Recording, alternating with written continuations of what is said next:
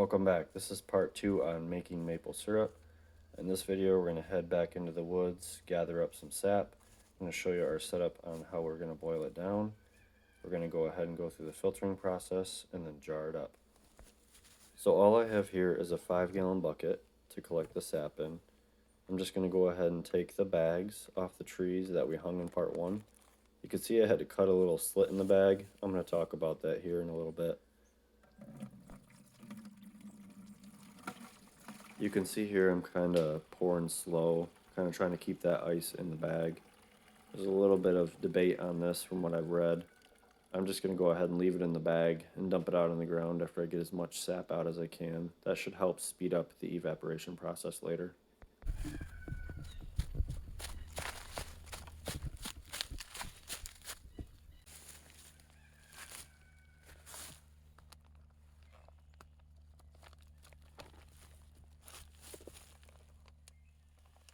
Apologies for my rooster, Larry. Apparently he wanted to crow through this entire video.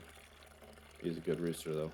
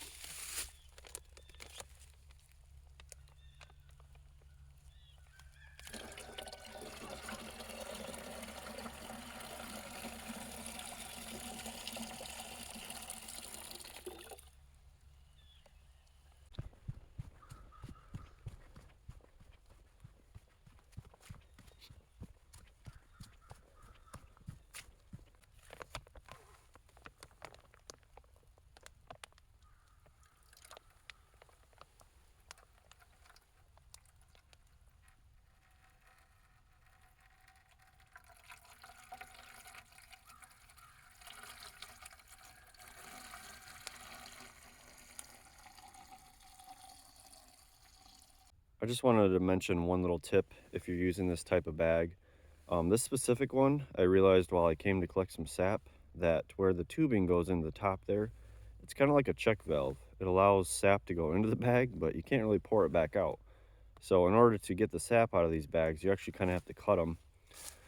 So what I did is I just made a little slit at the top that allows the sap to pour out. Doesn't allow too much rainwater, debris come in. So I'm not too worried about it this year. But next year I'll probably upgrade to some other type of collection device. Probably go with the buckets that hang right off the spiles, or maybe even run the tubing directly into the side of a 5-gallon bucket. But this is working fine. If it's what you got, no problem there. Another thing I wanted to mention, these bags are held into the trees by nails, and I don't really like that for 2 reasons. When these bags get heavy, the weight of them will actually pull that bag down, and it'll tear right through where these little nail holes are. Another thing I didn't really like, might not be a big deal, is that I even put these nails in pretty shallow, but the wound in the tree still has a lot of sap pouring out of those little nail holes on a couple of my trees. So don't really know if that means I'm losing too much sap, but just wanted to mention it.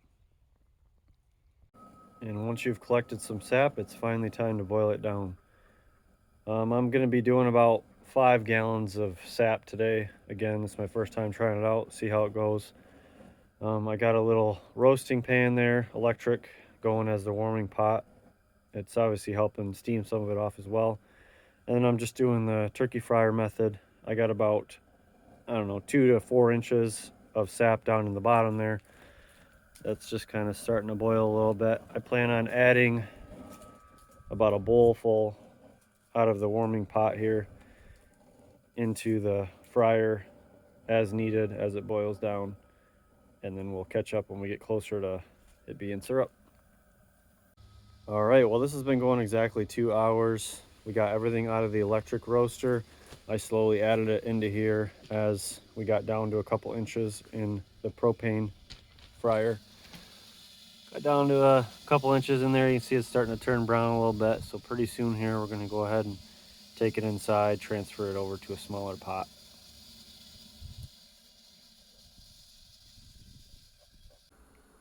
Alrighty, we got it transferred down to a smaller pot. We have it inside to finish. I got the thermometer in there. I'm looking to get about 219.5. And then I'm either gonna do the spoon method or I do have a hydrometer. So we'll catch back up when we get to that point. So we are getting really close to syrup here based on the thermometers. For the purpose of this video, I'm just gonna do the spoon test. So with this, you just kind of get a little syrup on there, tip it. If you get drips, keep cooking, but if it kind of sticks to the spoon, get a couple little sheets, then you know you're at syrup. Again, I'm just doing this for myself and my family. I'm not selling this or anything, but if you have the tools, definitely use the thermometer, the hydrometer, the refractometer, whatever you trust and whatever you feel good about using. And then I just want to go ahead and show how I'm doing my filtering process. I'm just doing a doubled over piece of cheesecloth here, right down into the mason jars. That's not going to filter off all the sugar sand or the niter, but it does filter, you know, kind of anything else. If you got any bark, any other debris in there. I did filter the sap before I started, so it should be fairly clean. And then you're going to want to pour these into the mason jars between 180 and 190 degrees. If you do it any warmer than that, it can create more sugar sand in there, and it will actually cause the syrup to crystallize because it kind of creates a vacuum and keeps cooking in there. So we'll catch back up after I get these bottled. Hoping to get a couple jars here. Here's what I'm kind of looking for with the spoon test. When I tip this, like I said, I kind of want it to stick to the spoon, not just run off in drops. This is very subjective. It's not an exact science, but if you're just doing it for you and your family, it's good enough.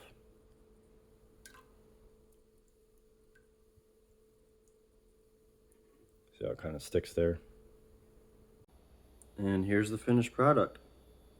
I should add, I know in the beginning I said I started with 5 gallons of sap, but in the process of making this video, a few of my trees really took off and provided a lot of sap, so I just kind of added that in. I think I got about 28 ounces of syrup here, so I probably started out with 8 to 9 gallons of sap total that I added in along the process. Well, can't wait to eat this on some pancakes. Appreciate you guys watching. Throw me a comment if you have any questions or even recommendations, because like I said, I'm learning too. It's my first time trying this out. Tastes pretty good. Thanks for watching.